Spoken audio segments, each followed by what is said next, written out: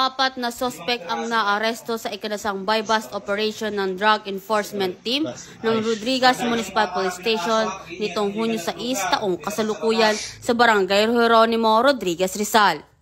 Kabilang sa mga naaresto ang 2 high-value individuals at 2 street-level individuals. Kinilala sila sa mga alias na Joji, 30 taong gulang, high-value individual ng Barangay San Jose, alias Chacha, 29 taong gulang, high-value individual ng Barangay San Isidro, JP, 39 taong gulang, street-level individual ng Barangay Pinugay Baras, at alias Dondon, 36 taong gulang, street-level individual ng Barangay Pintong, Bukawe, San Mateo, Rizal.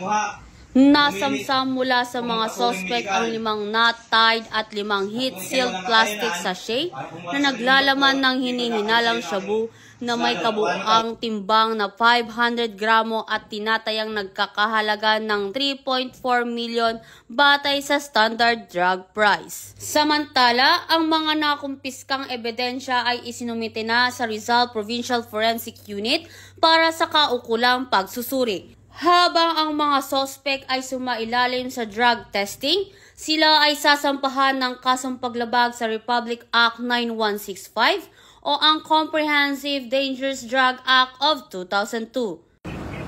Mula dito sa Calabarzon, ako ang inyong Police News Network Correspondent, Patrolwoman Jessicris S. Obrero, alagad ng batas, tagataguyod ng Balitang Pulis.